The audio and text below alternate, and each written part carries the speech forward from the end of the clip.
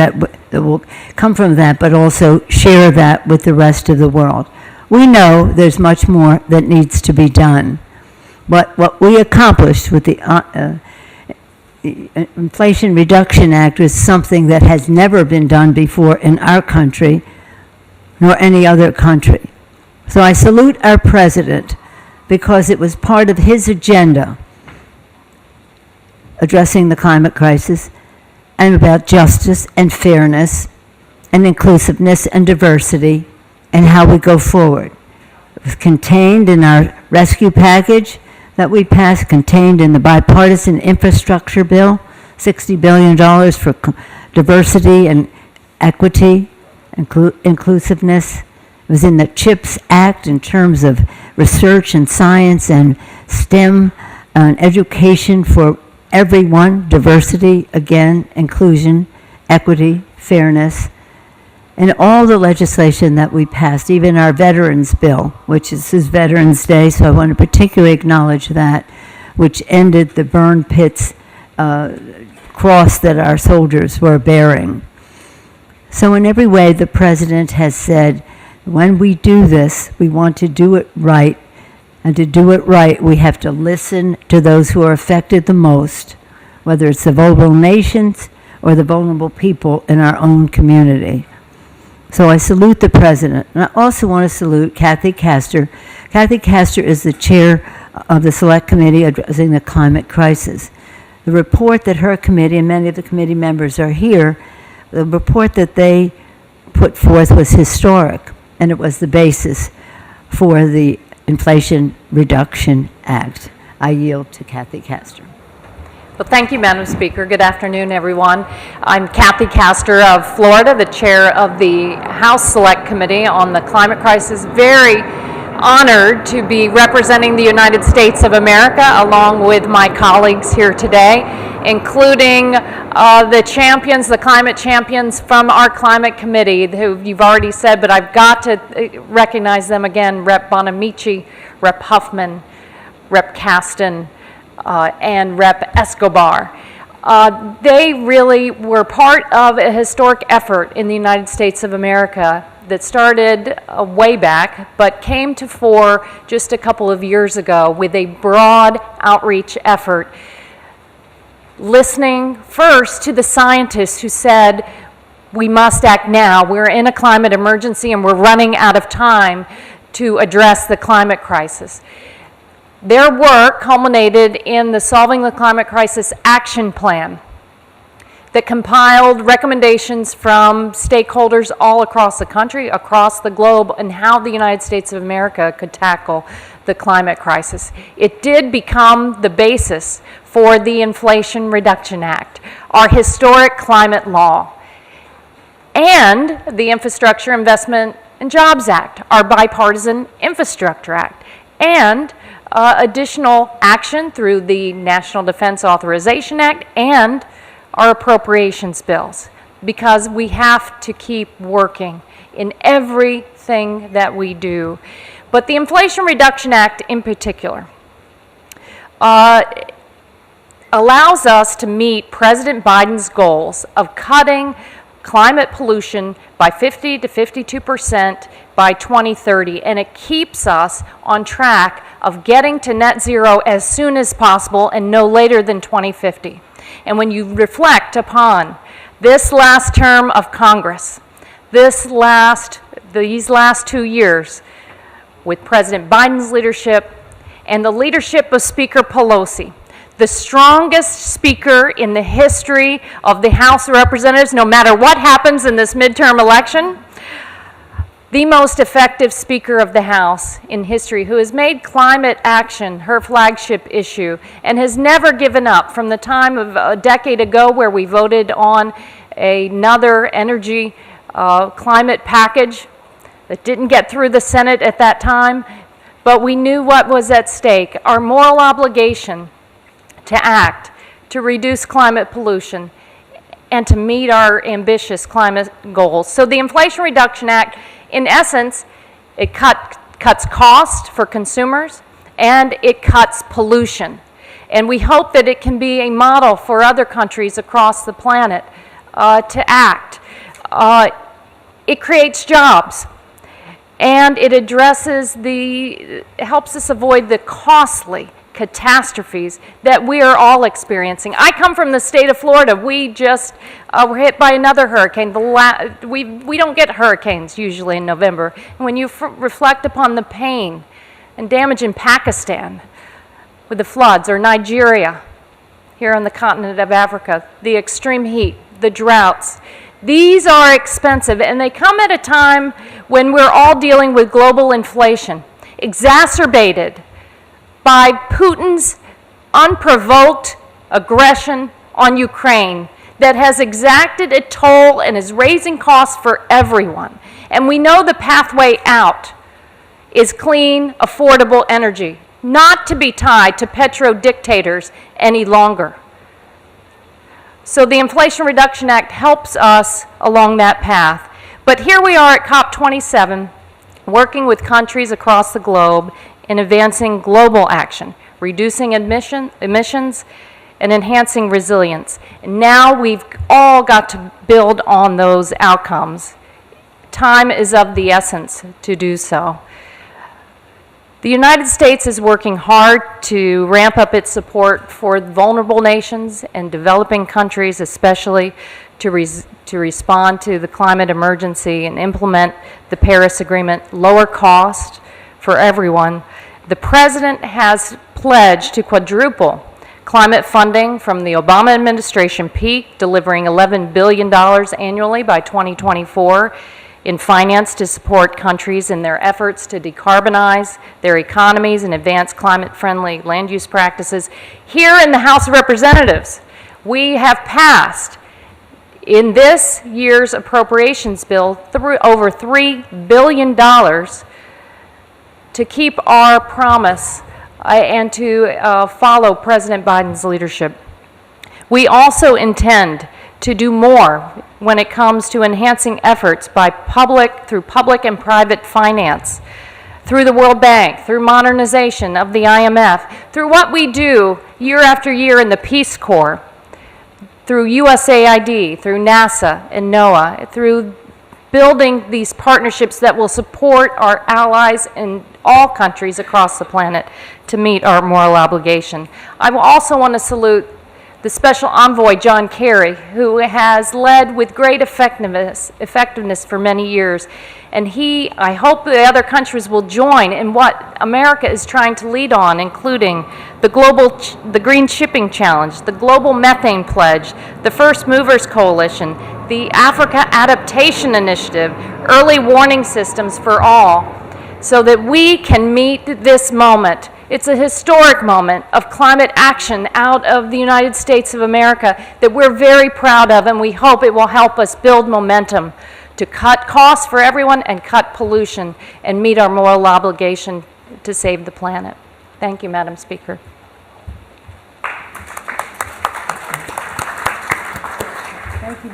Thank you very much, Madam Chair. And now I want to yield to the distinguished chair of the Energy and Commerce Committee, a committee that has tremendous jurisdiction over, well, if you ask them, they have jurisdiction over everything. But in terms of the meeting that we are at today, I want to thank Mr. Pallone for his leadership and yield to him. Well, thank you. Let me just echo what Kathy Castor said about you and your effectiveness, Madam Speaker. You definitely are the most effective speaker we've ever had, in my opinion. And let me also thank Kathy and the members of the special committee for all that you've done over the last few years to initiate so much of the climate action plan that we're so proud of. I just wanted to say, I was at previous conferences when Trump was president, and he was trying to take us out of the Paris Agreement. And I was so proud to see that Nancy Pelosi led a delegation to make the point to everyone that the United States was still very much in this. And today it's very easy to make that point because of the Inflation Reduction Act, because of the infrastructure bill, and so many things that have already been mentioned. But the main thing I just wanted to say is that we're here to demonstrate that the United States continues its commitment with our global partners in the fight against climate change. And we're here to reaffirm our determination to accelerate our transition to a stronger, more equitable, and sustainable future. And in terms of the Inflation Reduction Act, I just wanted to make it clear that this bill was the single largest investment in climate action in American history. It drove cuts in methane pollution, established a national greenhouse gas reduction fund, and supported the deployment of clean energy technologies across every sector of the economy. These are, of course, the things that came out of the Energy and Commerce Committee. But in conjunction with the bipartisan infrastructure law and the other things that have been mentioned, it's really put us on track to meet the climate targets set forth in the Paris Agreement. I just wanted to mention today, just as an example, the President has already talked about or put out a statement this morning, I think he's going to talk more about it this afternoon, about methane pollution. And basically, I think most of you know methane is one of the most dangerous of a potent greenhouse gas. And what he's basically he's talking about today, and he already put out the summary of it, is that the Inflation Reduction Act created all these new tools to fight methane and other pollutants. And so, as an authorizing committee, what was in the Inflation Reduction Act was primarily tools to fight pollution, and the methane and what he's putting forth today is a real perfect example of that. But lastly, I want to say that we still have to do more to achieve a clean, sustainable future, and we're going to continue the fight. And regardless of what happens in the consequences of the last election, I just want our global partners to know that Democrats are prepared to fight any Republican attempts to undermine these gains. Republicans have made it clear that they're going to push an extreme agenda that favors fossil fuel and corporate special interests over the interests of the American people and our allies. And Democrats are here to make it clear that we're going to aggressively oppose any proposal that would gut or weaken our hard-won climate achievements, because they were hard-won. And just solving this global problem requires global cooperation, and we're not going to falter in our commitment or in our determination to tackle the climate crisis head-on, as we've done in the last Congress. And thank you again, Madam Speaker. Thank you very much, Mr. Pallone. Thank you. Mr. Pallone's statement demonstrates the specificity and the knowledge that was brought to bear in writing this legislation. That's because in his committee and the other committees of jurisdiction, but in terms of select committee, everyone was at the table. Business and labor, environmentalists and business, environmentalists and labor, people of faith, concerned scientists, farmers, venture capitalists, you name it, everyone was at the table so that we had full knowledge of the ramifications of one aspect or another of the legislation. And everything that is in the report is not in the bill. That's more that needs to be done. But what is in the bill is so powerful, thanks to the leadership of the chair of the Ways and Means Committee, Richie Neal. Thank you, Richie, and thank you to Mike Thompson of California who helped with this, and Mr. Blumenauer, too, on the tax credits. Mr. Neal. Thanks, Madam Speaker. I can testify to the greatness of the Speaker talking about her role in history. I think I've served with most of the speakers, that's why. You frequently will watch concluding remarks in the well of the House of Representatives where members with some flourish and sometimes with hyperbole will say, the world is watching. Well, the world was watching, is watching, and universally have offered a claim to the legislation that we wrote. Overwhelmingly, the Inflation Reduction Act is tax policy. We use the incentives constructed in the policy to seek certain outcomes. And as we heard from John Kerry last night, we heard from Al Gore last night, but we heard from foreign leaders across the board that America spoke with the Inflation Reduction Act. What's striking about these $370 billion worth of tax incentives is it addresses the issue that is fundamental to our system, and it's called risk-taking. So we reward the risk takers through sensible tax policy, and we have applied what is known as the tax expenditure, meaning you invest through the tax system. Many of these ventures that are taking place They're still on the cusp. It's going to be hard for them to get some of them over the goal line, but you want to reward long-term investment, and the best way to do that, making sure that those stakeholders keep some skin in the game, is with tax policy. I think it's to be preferred, and sometimes to grant policy, largely because of tax policy, you have to stay with it, and that's what we did over a 10-year period. I do want to acknowledge Mike Thompson and Earl Blumenauer in particular. They stayed with the construction of these incentives in the code. In addition, I also want to point out that it strikes me that the acclaim that we have received here is going to also prompt and incent the rest of the world to say the risk-taking that America has done, the most substantive offering as it relates to climate change in the history of the world, has been done by the Democratic Party. We decided that we were going to proceed based upon Joe Biden's assertion that these items were achievable and doable, and we have reacted accordingly. So thanks to the Speaker for her continued confidence in all of us. And I want to thank in particular the Ways and Means Committee, Democrats, who put this legislation out and stayed with it through difficult moments. Tax policy does two things.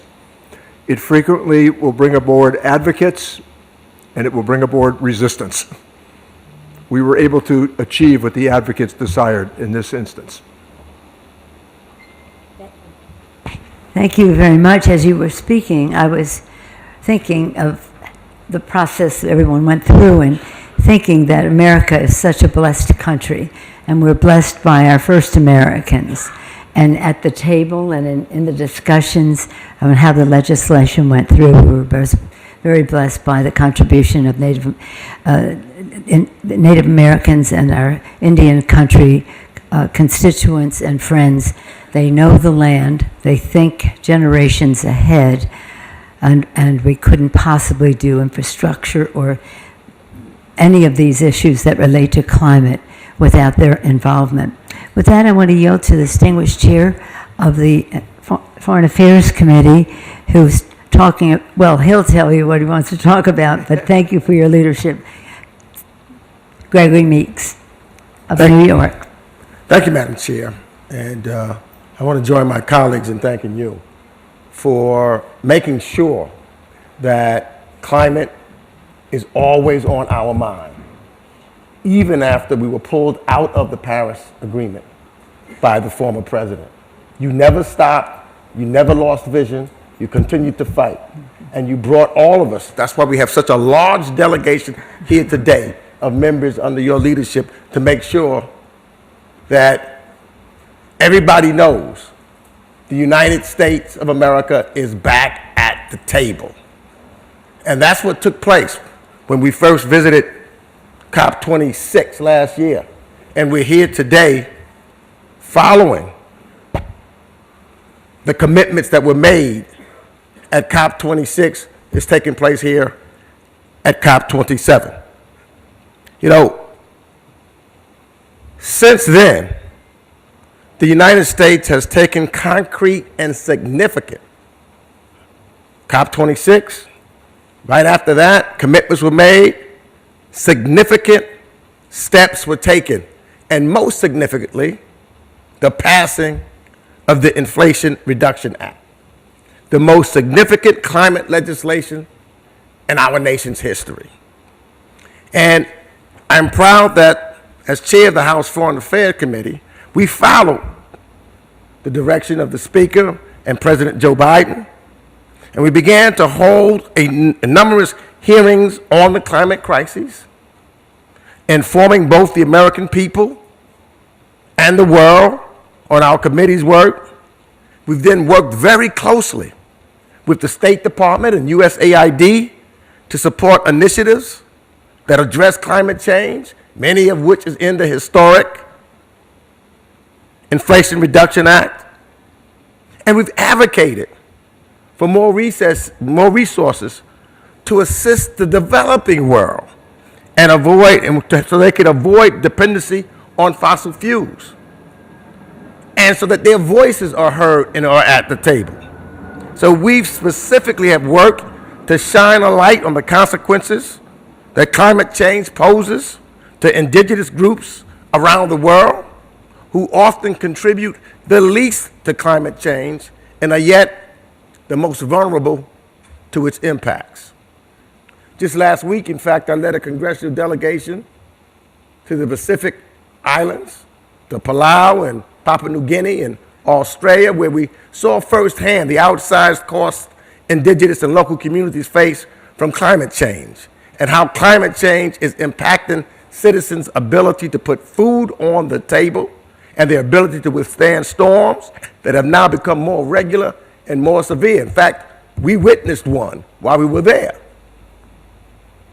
Lastly, of course, Russia's invasion of Ukraine has only underscored our over-reliance on oil and gas and our need to find clear energy sources, independent of oil and gas-rich states that control their flow.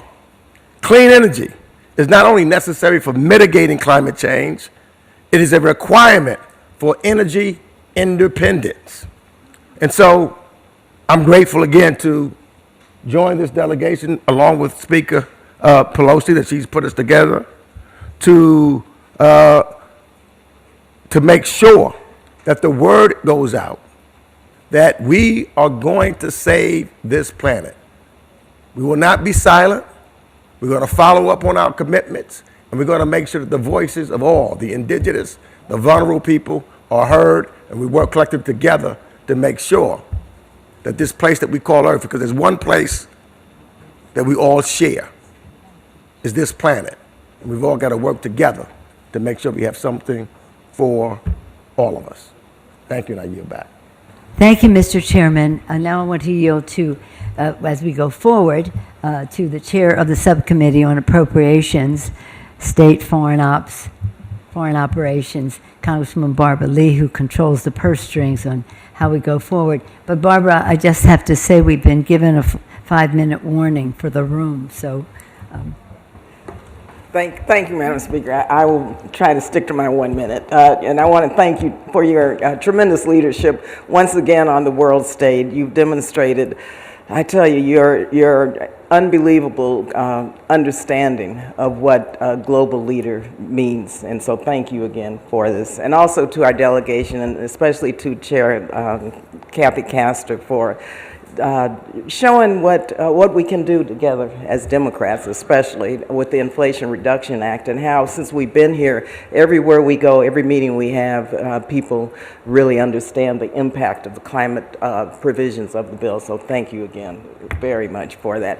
Very quickly, last year, of course, at COP26 in Glasgow, the President and the Democratic Congress have proudly enacted, since last year, the most significant climate investment in United States history, putting us back on track to slash carbon pollution by 40% this decade.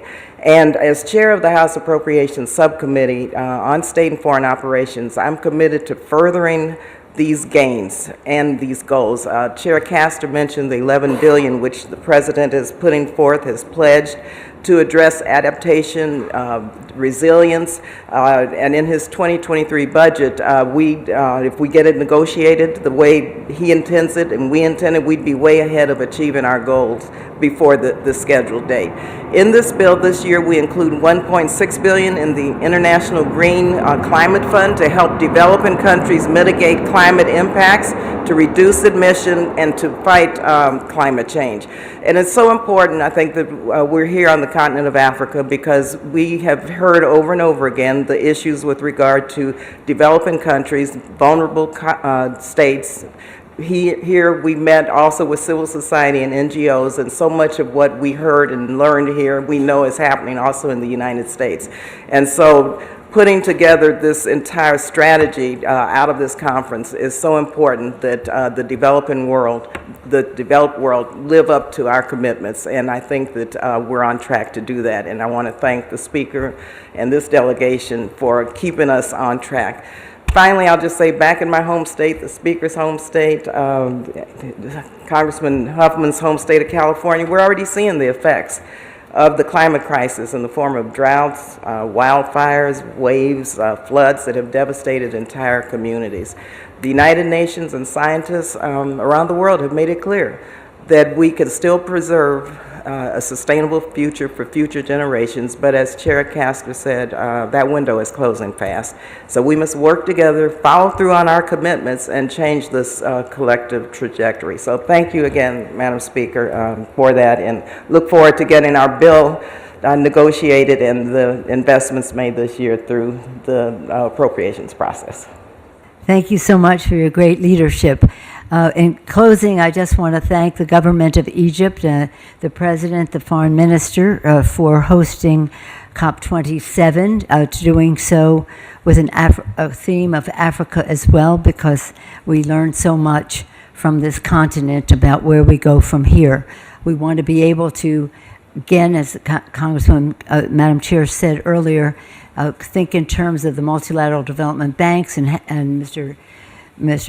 Neal talking about the private sector taking a piece of, so that we can, whatever resources we can, they would be leveraged to a much greater amount so that we can help these countries, and so that they don't have to use their money and have an opportunity cost for food and education and the rest for their children.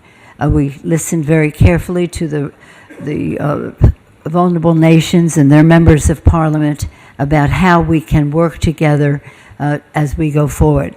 One thing you have to know is that we have left incrementalism in the dust. This is about transformation.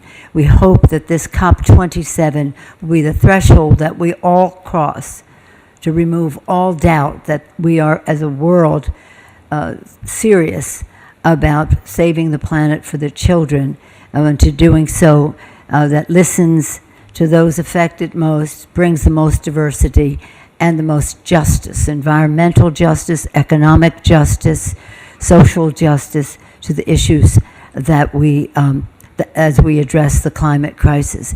Do we have time for one question? One question? Who's going to recognize? That's a level of politics I don't get involved in. Okay, did you decide who was? Yes, sir. Okay, right there.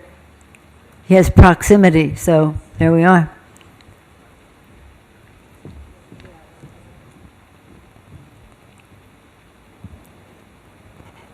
مصطفى عبد الفتاح، القاهرة الإخبارية، قناة القاهرة الإخبارية. السؤال what's the future relation of American and Egyptian? What's the future American and Egyptian future? Oh. Well, in terms of saving the planet, it's a very close one. That's what we're here to do. But our relationship is 100 years old, and it is one that is strong in areas of security, in areas of economy, in areas we have a close relationship with Egypt. And again, Jimmy Carter, I just heard from him the other day, and I remember the Camp David Accords, which is very important to the security in the region. So we have a good relationship with Egypt, yes. And we had a good visit with the president. We're friends, and friends can be very candid with each other, and we have been. I just said, do you say one more from a woman? From a woman? I just like hearing from, they have something else happening, so we'll walk out together. There's another press conference coming in. Thank you all very much.